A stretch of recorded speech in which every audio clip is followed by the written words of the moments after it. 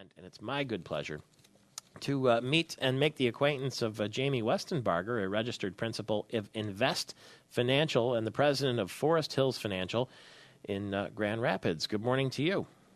Morning, Michael. How you doing? Good. Let me ask you a question that I've heard some people say lately, and it started right around Christmas time. People telling me, you know what, I'm putting everything out, I'm getting everything out and putting it in cash. Mm-hmm. Some people told me, wow, that's a great idea, and some people said that's absolutely nuts. What do you think?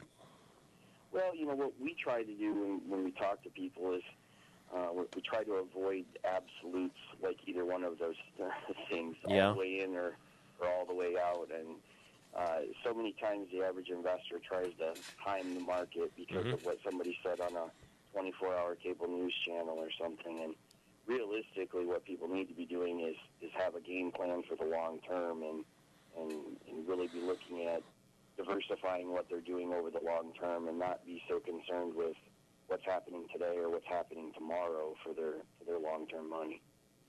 Well, you can see why people would say that, though. They whisper at cocktail parties, and as you said, if you watch the cable news channel, it's almost like a big crap game, where you've rolled some sixes, you've rolled some eights, you made some money, like, I got that spooky feeling, let's take it all down. It has kind of become that way, where, the 9 hit on the roulette wheel twice, so we probably shouldn't do 9 again. So. Yeah, that's what it feels like. And fear really is doing a lot of the motivation of the market right now. We saw yesterday IBM's earnings came out after the close of the market. Their profit was actually up significantly higher than what the market had predicted, what economists had predicted. But their revenue was down, so what the doomsayers were able to do right away is say, see, IT spending is down, we knew it. Things are not good. So what we're really seeing is you have a group of prominent people that think things are going to be worse. You have a group of prominent people that think things are going to be better, and they're each taking every little bit of news that they can to kind of stake their claim to, see, I told you, that's what's terrible about things. But this week should actually help to start to sort some things out, should assist with the average day person understanding a little bit better of where the economy's at, just because of all the earnings that are coming out this week. We've got 120 some more companies this week that will be reporting their earnings, which should give us a pretty good gauge of kind of where things are going. If I came to your office and said I was interested in that General Motors IPO, which is supposed to come before the end of the year, as I understand, the initial public offering, would you get me into General Motors? I'm personally not a fan of General Motors. Now, it could potentially work out well for you, depending on what your situation is, of course. Mm-hmm. I have issues just with a company that takes public money and then goes bankrupt and then turns around and offers a new stock. So on a personal level, I'm not a big fan. If you like an auto stock, I think Ford's business model is a lot nicer. Their balance sheet's good. They got some exciting products coming out. This isn't a recommendation to go by Ford by any means, but if you're looking at an auto company, I think Ford's one of those companies that has some interesting things going on, and that would be something more that you could start tracking versus something like a General Motors, which I think General Motors still has a lot of uncertainty ahead of it. They didn't exactly make the general public love them with everything that happened in the last couple of years. Let's say I was a first-time investor and I came into some money, however, lottery, who knows. I inherited it, I got a big job bonus, I don't know. And I came to you at Forest Hills Financial. Would there be any reason for you to say, you know what, why don't you wait till early 2011 and let's meet again on this? There's always potential for any type of recommendation, depending on what your personal situation is and how much money is involved, and all of those different types of factors. But what we usually look at working with people is we look at setting up an asset allocation that's going to be good for the long term, how we're going to handle various different fluctuations in the market.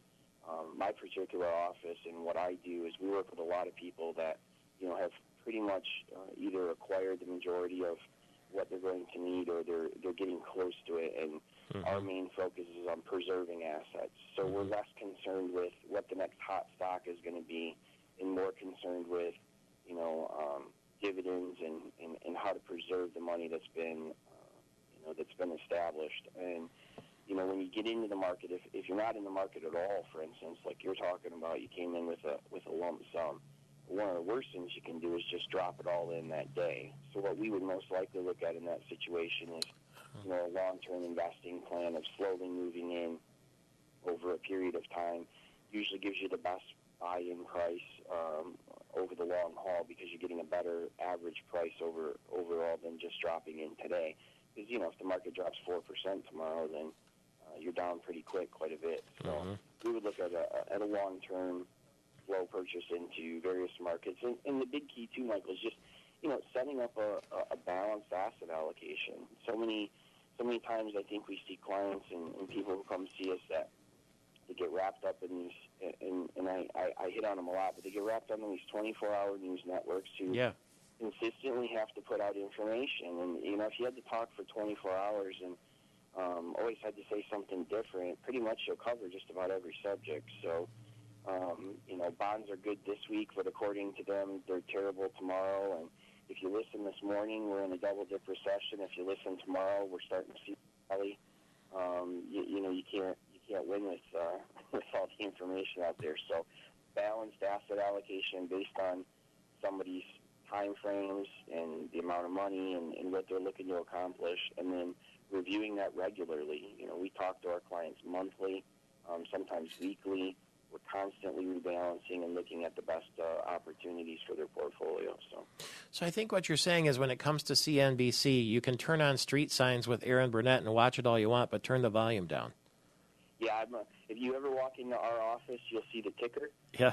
And we're interested in what's going on, and we're interested in breaking news, but you're never going to see me listening to what Mr. Kramer has to say, because I find it more entertainment than information. Yeah. He is entertaining and certainly demonstrative. Crazy even sometimes. Yeah, it's that's quite a cartoon show, that one is. How can people find you at Forest Hills Financial? Well, you can see us at our website. Our website address is myfhs, so foresthillsfinancial.com.